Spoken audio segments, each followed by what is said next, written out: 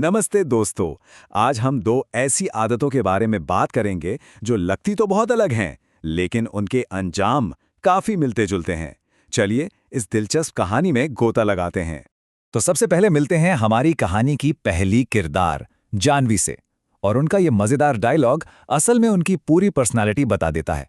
वो हैं जिन्हें किसी भी तरह की तकलीफ से सख्त नफरत है। अरे उनके लिए तो घर से बाहर की जरा सी धूप भी किसी बड़ी मुसीबत से कम नहीं थी, जिसे सुनकर घर वाले बस हंस देते थे। जानवी की ये कहानी एक मिशन की तरह शुरू होती है।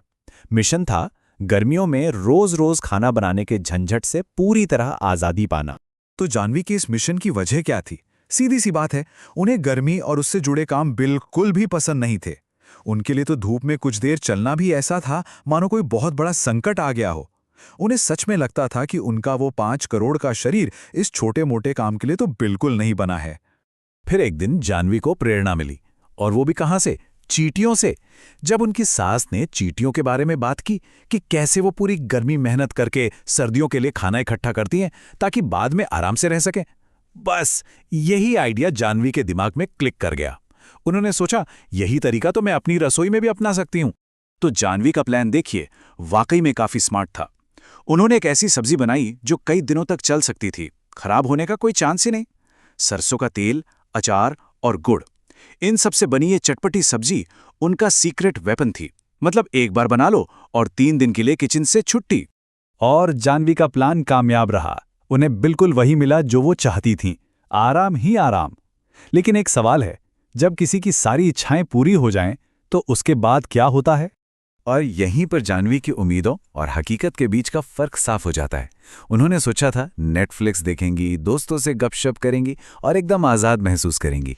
लेकिन हुआ क्या? उन्हें बोरियत और अकेलेपन ने घेर लिया। दोस्त तो सब अपनी अपनी जिंदगी में बिजी थे, और अचानक मिली इस आज़ादी ने उन्हें बिल्कुल पर्पसलेस, मतलब उद्देश्यहीन महसूस कराया। उस रात जब वो बिस्तर पर लेटी थीं और उन्हें नींद नहीं आ रही थी, तब उन्हें एक बहुत गहरी बात समझ में आई। उन्हें महसूस हुआ कि जिन रोज के कामों से वो भाग रही थीं, असल में वही तो उनकी जिंदगी को एक ढांचा, एक मकसद देते थे। बिना काम के तो जिंदगी एकदम खाली और बेमतलब थी। तो ये थी जानवी की कहानी। अब मिलते हैं हमारी दूसरी किरदार से, आरोही से। उनकी आदत जानवी से एकदम अलग है, लेकिन उसके नतीजे भी उतने ही गहरे हैं। आरोही को मजा आता है दूसरों की जिंदगी में। आरोही के लिए गपशप कोई बुरी बात नहीं है।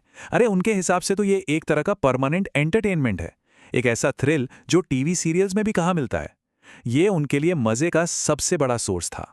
अपने नए घर में कदम रखते ही आरोही का असली स्वभाव सामने आ गया। उन्होंने तो आते ही हर छोटी बड़ी बात पर कमेंट करना शुरू कर दिया। कभी किसी रिश्तेदार के चेहरे के हाव भाव पर, तो कभी शगुन में मिले 501 रुपए पर। हद तो तब हो गई जब उन्हें अपने पति और सास भी बोरिंग लगने लगे, क्योंकि वो लोग उनकी गॉसिप में कोई इंटरेस्ट ही नहीं लेते थे। अब कहानी का मिजाज थोड़ा बदलता है। जो चीज आरोही के लिए एंटरटेनमेंट थी, वो दूसरों को कैसी लगती होगी? यहीं से गपशप के जो गंभीर नतीजे होते हैं, वो सामने आने लगते हैं। आरोही ने जब मायके जाकर बातें बताईं, तो उन्होंने बात का बतंगड़ बना दिया। सास ने प्यार से जो भारी कंगन दिए, वो टॉर्चर बन गए। रसोई में पहली बार मदद करने को कहा तो वो नौकरानी जैसा बर्ताव हो गया।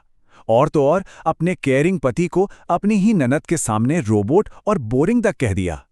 कहानी में ट्विस्ट तब आता है जब आरोही की भाभी प्रियंका ये सारी झूठी बातें सुन लेती हैं। प्रियंका को समझ आ जाता है कि आरोही को बातों से समझाना बेकार है, उसे तो अपनी ही करनी का आईना दिखाना पड़ेगा। और फिर आता है कहानी का क्लाइमैक्स। प्रियंका एक नकली फोन कॉल का ड्रामा करती है, जिसमें वो आरोही के मायके की बुराई करती है।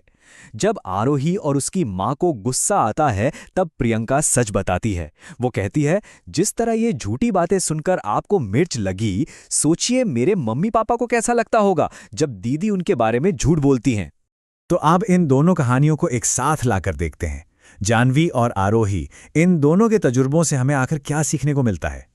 ये टेबल देखिए, पूरी कहानी का निचोड़ है। एक तरफ जानवी, जिसने सीखा कि काम से भागने की कोशिश उसे सिर्फ खालीपन दे सकती है, क्योंकि एक मीनिंगफुल काम ही जिंदगी को मकसद देता है। और दूसरी तरफ आरोही, जिसे समझ आया कि एंटरटेनमेंट के लिए की गई गपशप कितनी खतरनाक हो सकती है, क्योंकि बिना सोचे समझे बोले गए शब्द रिश्ते और भरोसा दोनों तोड़ सकते हैं। आखिर में ये दोनों कहानियां एक ही सच्चाई की ओर इशारा करती हैं। कभी कभी जिन चीज़ों को हम आसान आराम या आसान एंटरटेनमेंट समझकर चुनते हैं, उनके नतीजे उम्मीद से कहीं ज़्यादा बुरे हो सकते हैं। आसान आराम खालीपन ला सकता है और आसान मनोरंजन दर्द।